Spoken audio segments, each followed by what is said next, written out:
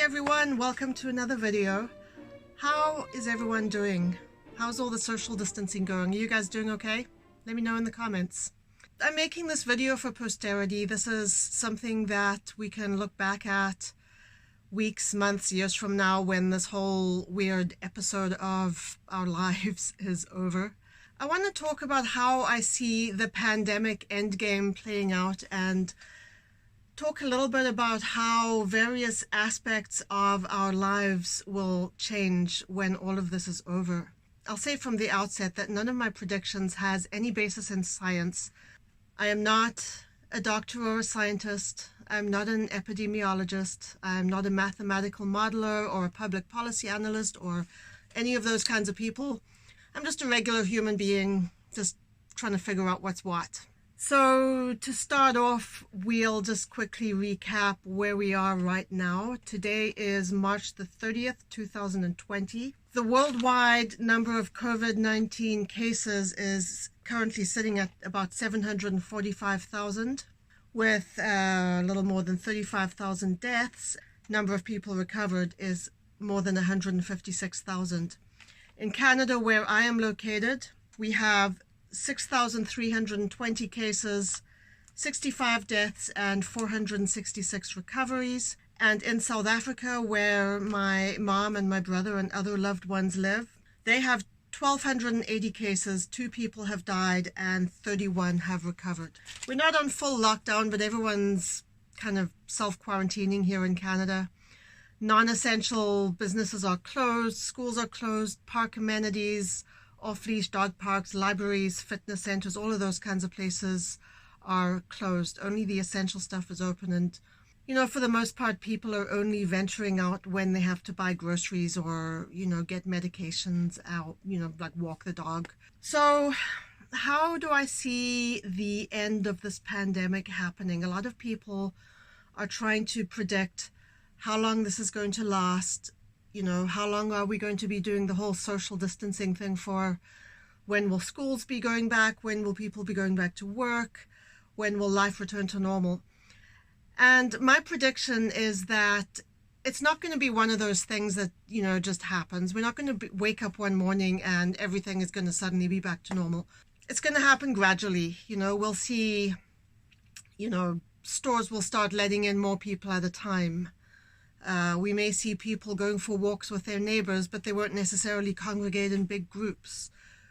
We'll see, you know, maybe 1 or 2 libraries across the city will open.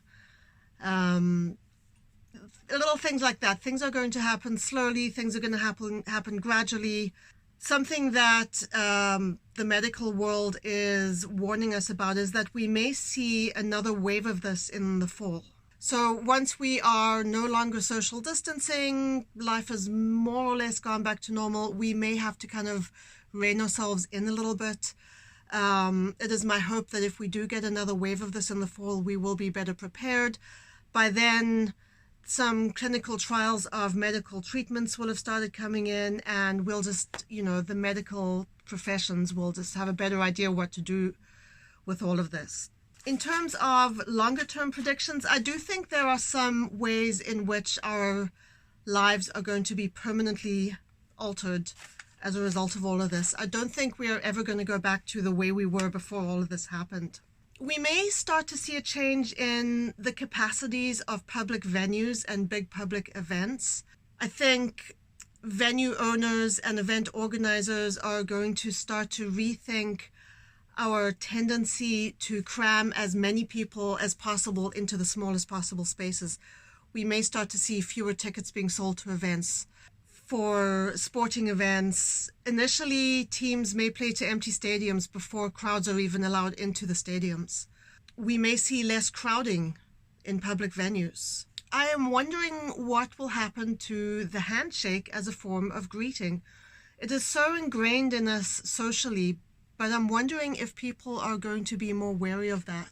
Personally, I'm in favor of jazz hands. I do think that there is at least a possibility that people will no longer be shaking hands as a default greeting. I think the healthcare industry as a whole is going to change. There is going to be a bigger focus on preparedness. I'm hoping we will have a better ability to provide personal protective equipment for the frontline healthcare workers so that, we don't have a situation we have now where hospitals are running out of protective masks and gloves.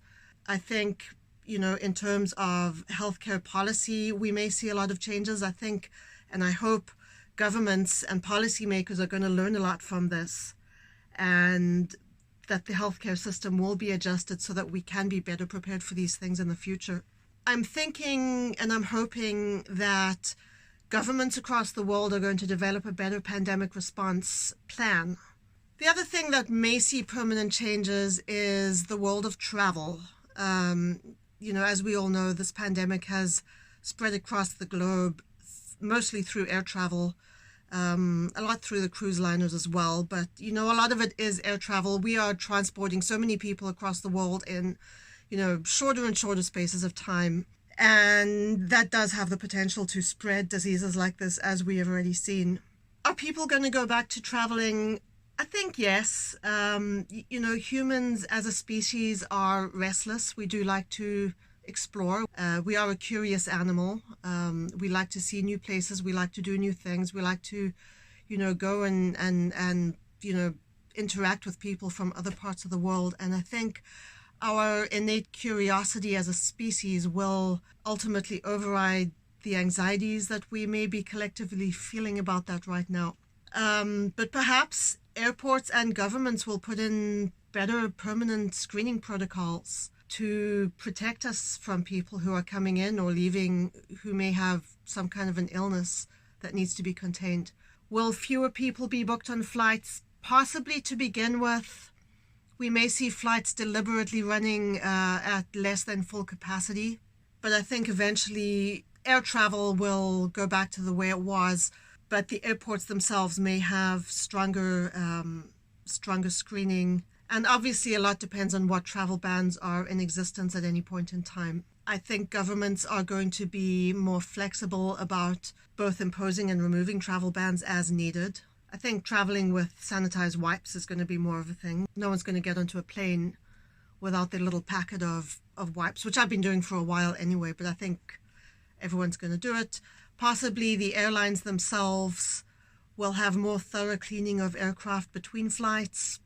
The cruise line industry, who knows what's going to happen with that. I don't plan to go on a cruise anytime soon.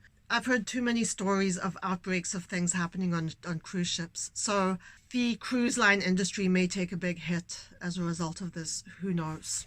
The way employers approach sick leave policies may change quite a bit. No employer wants there to be an outbreak of something like this at their place of work. So my prediction is that the requirement for sick notes is going to completely go by the wayside. I don't think any employer is going to need it after this. And, I do think sick leave policies are going to change quite a bit in some cases because no one wants this to be happening. So my only other prediction, will I still be sane when all of this is over? Who knows? We'll see. Hope you guys are well. Please take the social distancing seriously. I know it's not the way we want to live. It's not a natural state for us human beings to be in. But the more we do it now, the sooner we can start to go back to any kind of normal life. So, let me know if you have predictions, if you have any guesses of your own as to how things are going to be and how things are going to change going forward. Let me know in the comments. I'd love to hear it. So take care, stay safe, stay healthy, live your best life, be kind. See you later. Bye.